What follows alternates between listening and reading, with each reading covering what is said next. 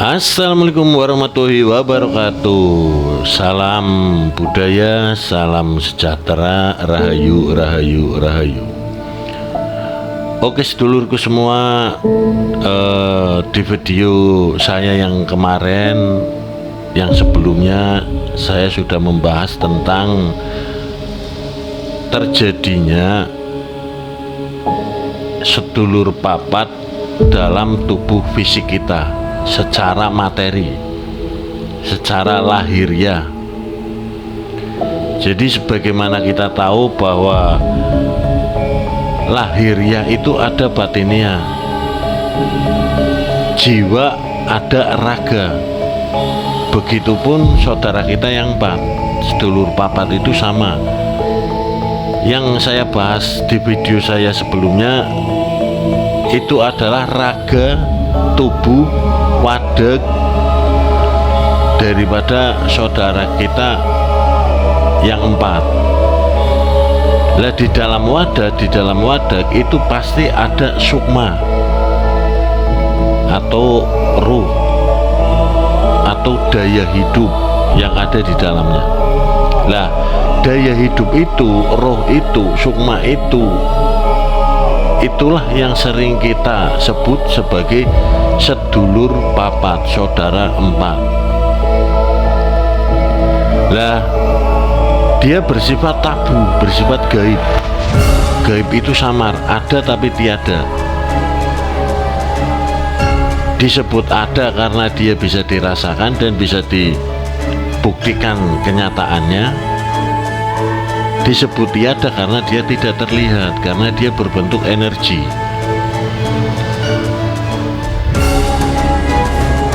Nah kali ini saya akan membahas saudara empat, sedulur papat dari sisi energi, dari sisi rohani. Kalau kemarin saya membahas sedulur papat dari segi jasmaninya, sekarang saya akan membahas saudara empat dari segi rohaninya. Berikut juga akan saya bahas kejadiannya, asal mula dia dari mana, dan kenapa kok bisa dikatakan sedulur papat, kakang kawah, adi ari-ari. Berikut pembahasannya. Saat kita belum ada, bapak dan ibu kita melakukan perkawinan. Setelah itu sel sperma bapak membuahi induk telur ibu, dan di situ terjadilah proses pembuahan.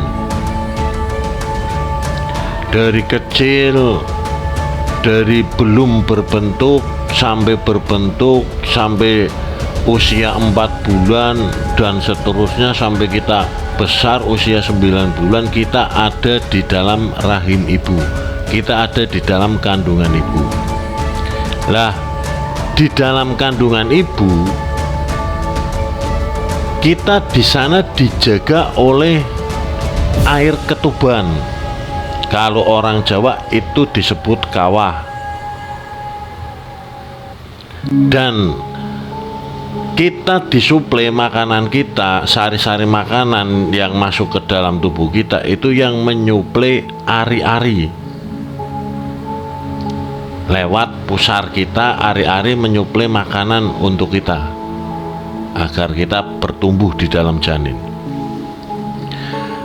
Kenapa kok disebut kakang kawah, adi ari-ari? Berarti kawah dan ari-ari itu sudah ada di dalam rahim bersama kita.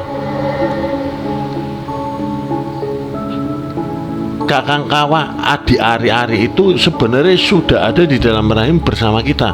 Mungkin penciptaannya, terjadinya itu bareng bersama tubuh kita.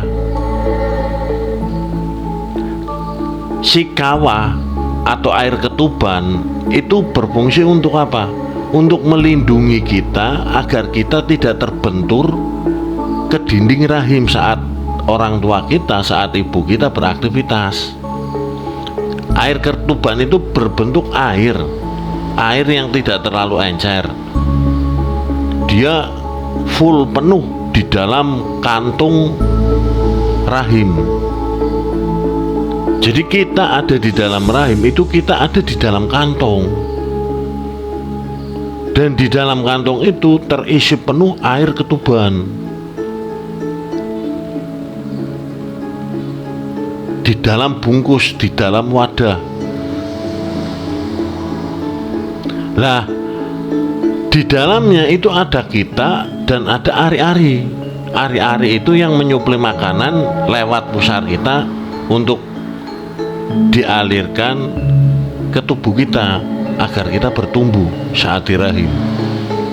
Dan si air ketuban itu berfungsi untuk melindungi kita, menghangatkan kita, dan yang paling penting air ketuban itu melindungi kita dari benturan. Ketika ibu melakukan kegiatan aktivitas di luar sana,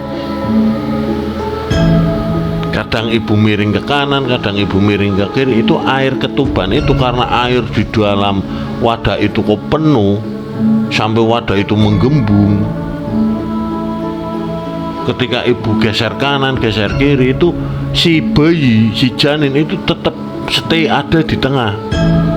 Jadi dia nggak, kalau ibu miring ke kanan, dia nggak ikut miring ke kanan. Karena apa? Tertahan oleh air ketuban. Jadi air ketuban semenjak dari kandungan itu memang sudah menjaga kita.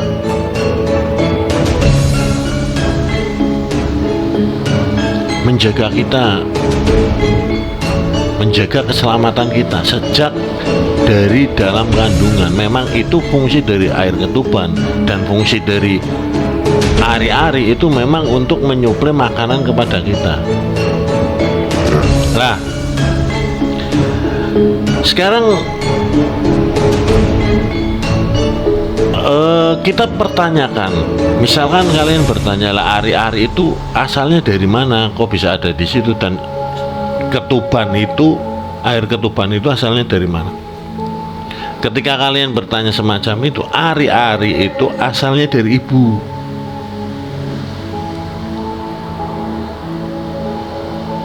Kalau air ketuban asalnya dari ayah, dari bapak.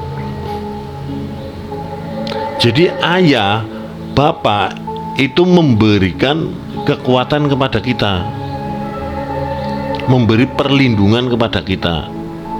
Dan si ibu memberi hidup, memberi makan, memberi surga buat kita. Makanya ada yang mengatakan, orang-orang sering menyebut surga ada di telapak kaki ibu. Iya, memang benar. Karena apa? Ibu menitipkan, memberikan kita sesuatu itu berupa ari-ari. Ari-ari itu suplai makanan buat kita, yang menyuplai makanan buat kita. Kalau nggak ada ari-ari, kita nggak bisa makan saat itu, saat kita ada di kandungan ibu.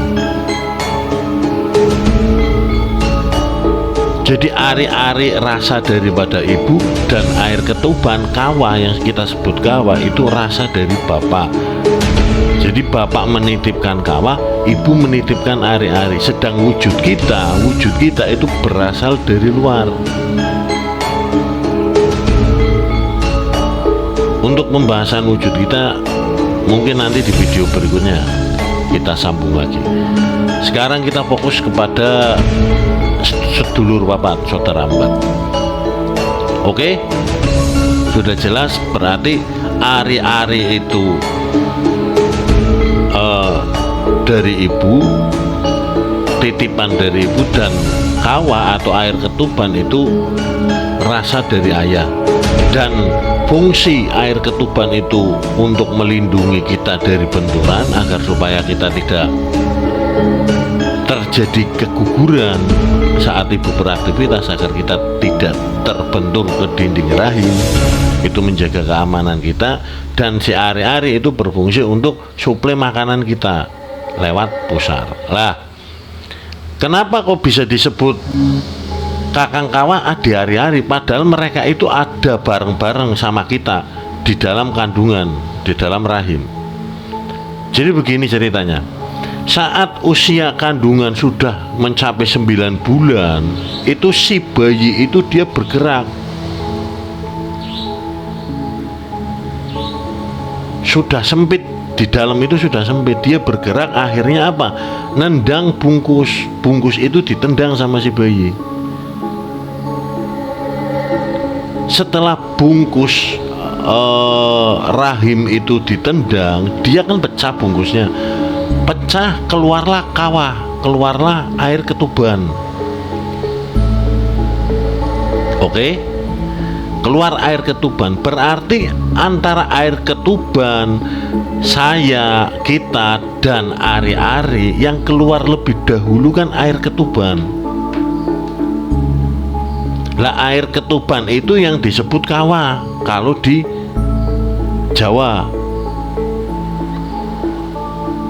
Dalam pemahaman Jawa, air ketuban itu disebut kawah. Ketika ditendang, air ketuban keluar. Air ketuban itu tadinya kan hidup. Air ketuban itu tadinya hidup. Tapi ketika ditendang dan pecah, terus dia keluar dari rahim, kan akhirnya air ketuban itu mati. Yang namanya sesuatu yang hidup pasti ada sukmanya, ada hidupnya. Dan ketika air ketuban itu mati, terus hidupnya kemana?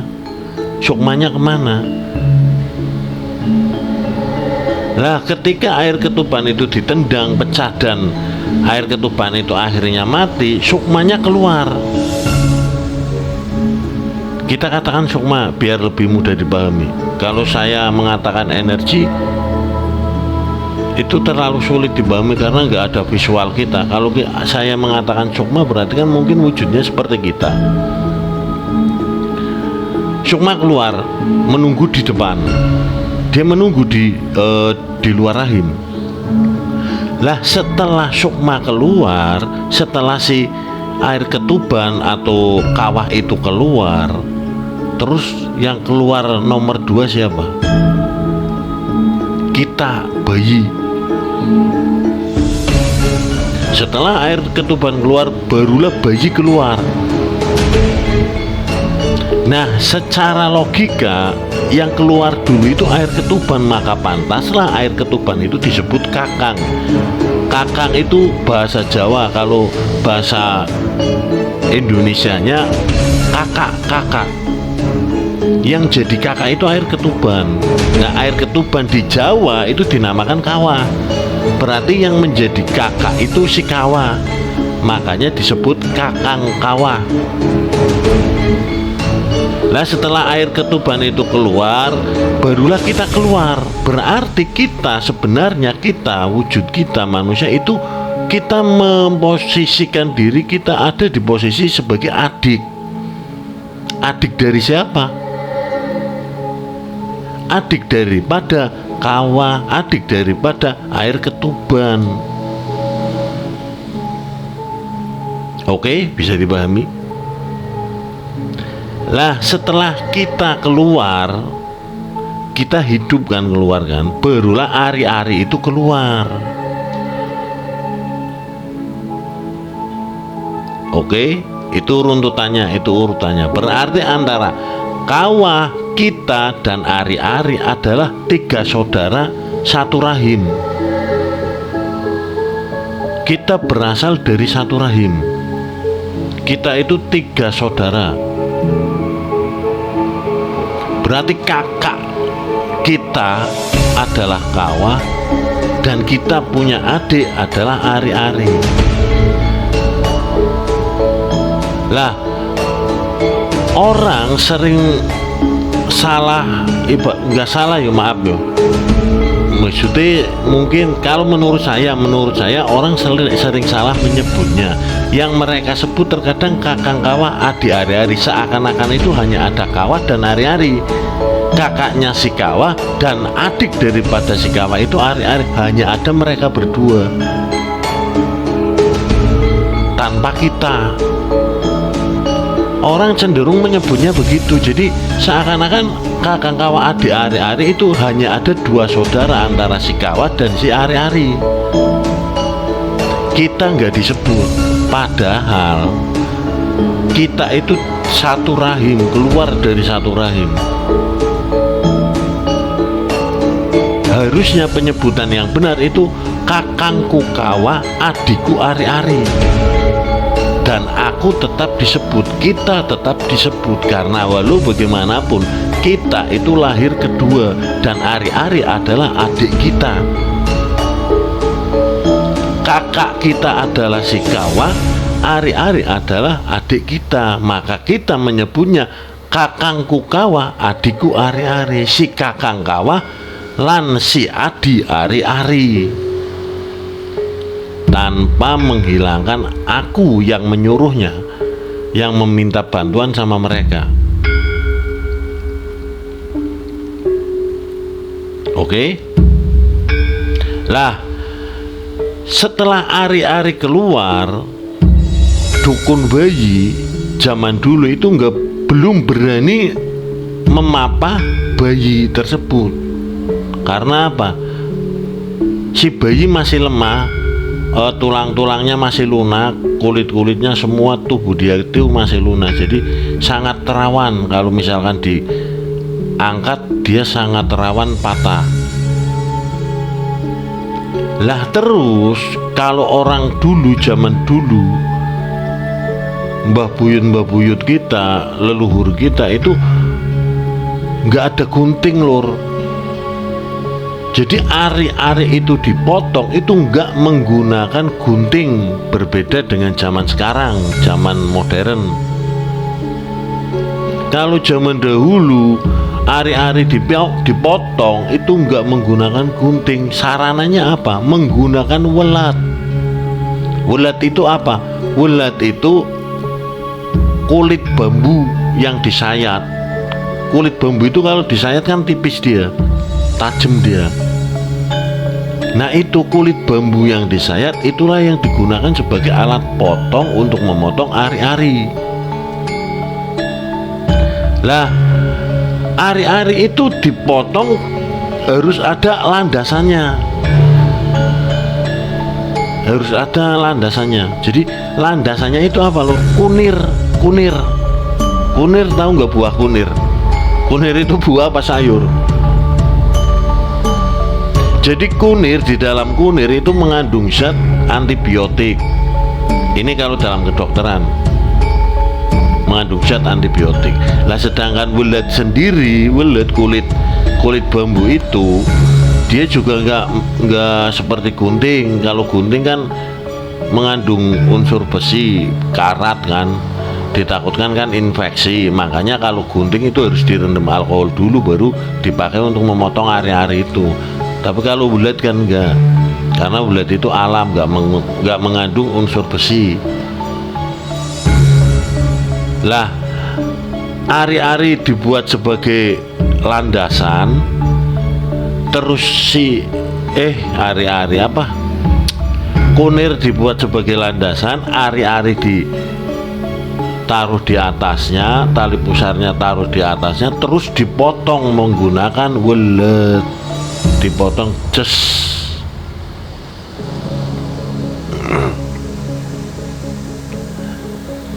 Lah sekarang kita bicara sukmanya. Tadi si Kawa itu mati, terus sukmanya keluar.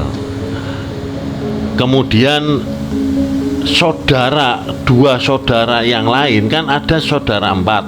Yang dari rahim itu ada 2, yaitu si Kawa dan si Ari-Ari. Terus yang 2 itu dari mana dan siapa?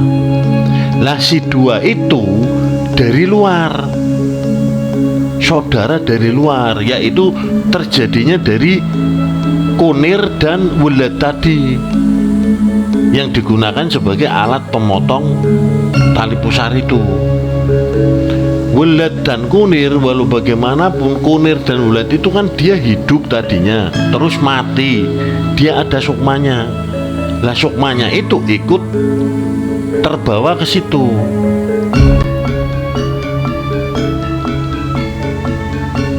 Lah saat itu maka kumplitlah saudara 4.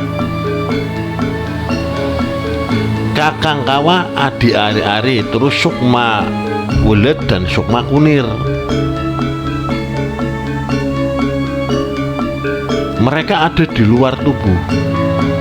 sampai tali pusar itu dipotong, jebret, tali pusar itu terpotong, putus.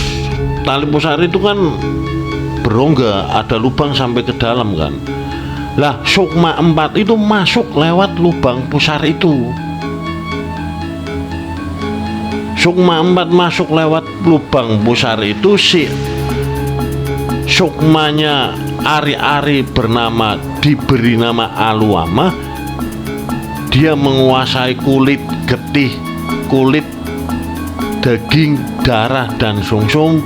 Si Amara, Sikawa itu dinamakan Amara, menguasai rambut, kuku, otot, tulang. Si sukmanya Welet masuk menguasai angan-angan. Si sukmanya Kunir masuk menguasai jiwa dan raga. Setelah keempat-empatnya masuk, barulah pusar diikat menggunakan benang. Pusar itu diikat.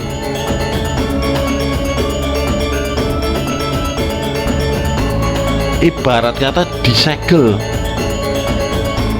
Jadi setelah yang 4 masuk ke dalam tubuh lewat pusar itu, terus lubang dari pusar itu tempat mereka lewat disegel, diikat, jes. Jadi mereka nggak keluar, mereka masuk dan menguasai kulit, darah, daging, sungsum, rambut, kuku, otot, tulang, angan-angan, dan jiwa raga. Mereka ada di limpa, posok, maras, dan jantung.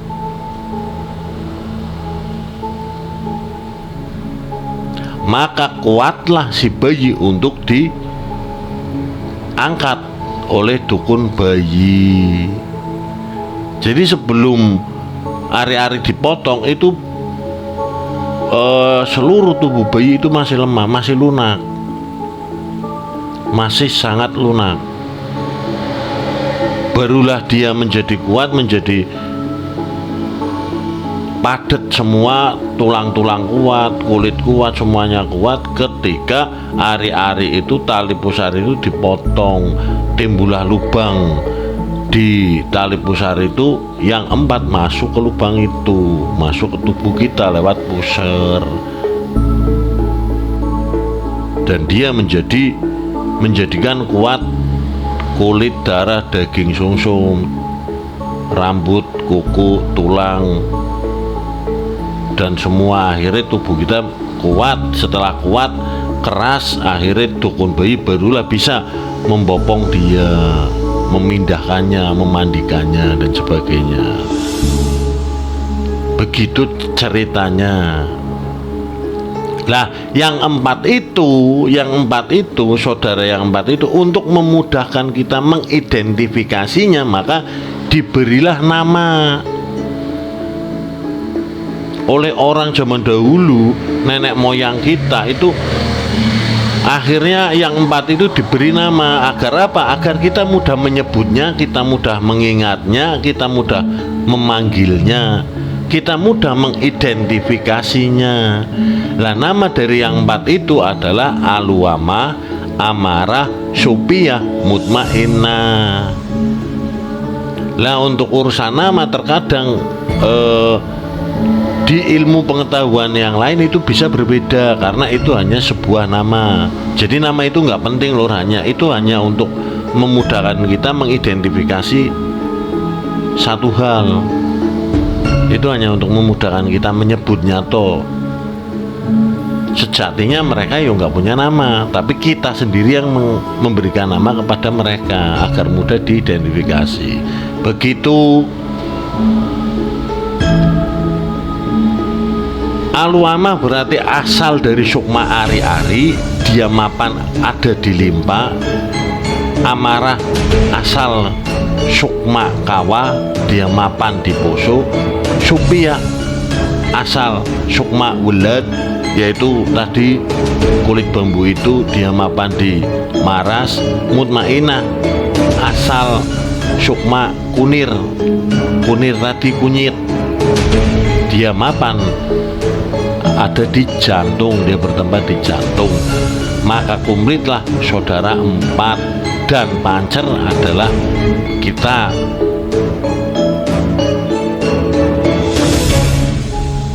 Dan yang menyatukan empat elemen alam tersebut itu kita. Jadi alwama amara supya mutmainah itu asalnya dari sukma ari-ari, sukma kawah, sukma wulat, sukma kunir. Sukmanya itu, dan mereka asalnya dari bumi, api, angin, dan air.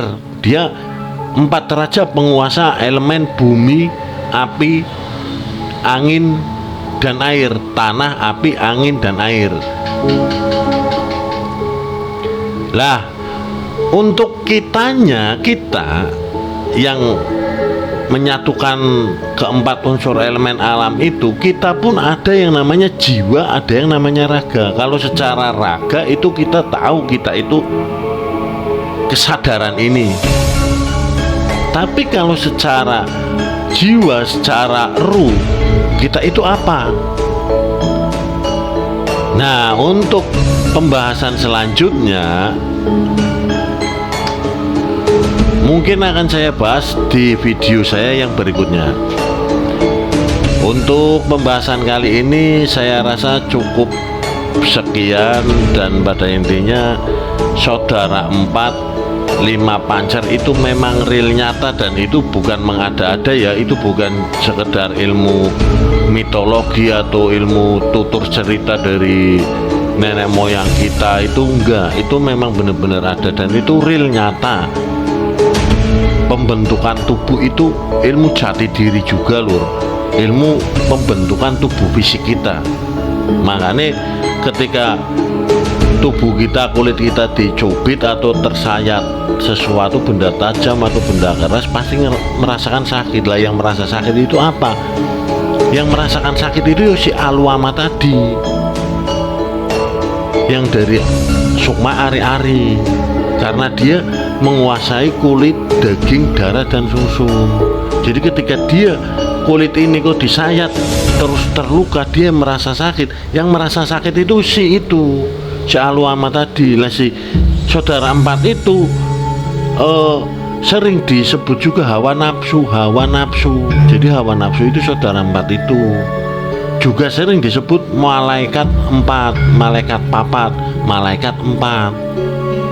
Karena walau bagaimanapun dia yang menuntun kita, memberikan kehidupan kepada kita. Tanpa mereka berempat, ya otak kita nggak bisa berpikir, tubuh kita nggak bisa merasakan apa-apa, hati kita, angan-angan kita tidak bisa merasakan cinta, tidak bisa merasakan marah, tidak bisa merasakan apa-apa, alias kita kosong. Berarti apa? Kita seperti tidak hidup. Kita nggak pengen makan, kita nggak pengen minum, kita nggak pengen seneng, kita nggak pengen beramal. Tanpa mereka, tanpa hawa nafsu, tanpa yang empat itu, kita seperti mayat hidup. Karena sejatinya esensi hidup itu sendiri adalah netral, suci. Dia tidak membutuhkan makan, tidak membutuhkan kesenangan. Yang membutuhkan makan, yang membutuhkan kesenangan, yang membutuhkan pengetahuan, yang membutuhkan ini itu adalah raga fisik kita dan jiwa kita. Lah, jiwa kita itu ya sukma tadi, saudara empat kita, hawa nafsu kita. Lah, kita di sini itu sebagai apa? Nah, itu yang nanti akan kita bahas di pertemuan kita selanjutnya. Untuk pertemuan kali ini, semoga apa yang saya jelaskan tadi itu cukup jelas. Jadi video yang kemarin, yang sebelumnya saya buat itu tentang pelajaran saudara empat dari awal. Ini kelanjutannya yang ini, dan nanti ini akan tetap berlanjut, akan saya terangkan sampai tuntas, sampai jati diri manusia ki sebenarnya apa, pancer itu apa, jati diri manusia kita yang sebenarnya apa. dan mungkin saya juga akan membahas tentang esensi Tuhan. Allah itu apa, Tuhan itu apa. Mungkin itu di video-video saya berikutnya. Oke. Terima kasih. Semoga apa yang saya ceritakan ini, apa yang saya bagikan ini bisa menjadi inspirasi dan sedikit banyaknya bisa membantu kalian-kalian yang sedang mencari-cari diri, yang sedang ingin tahu tentang sedulur papat limo pancer, ingin tahu tentang apa semuanya. Semoga sedikit cerita saya ini bisa menginspirasi kalian, memberi gambaran kepada kalian tentang apa yang ada di tubuh kalian. Oke, saya akhiri, kurang dan lebihnya saya mohon maaf yang sebesar-besarnya. Wassalamualaikum warahmatullahi wabarakatuh.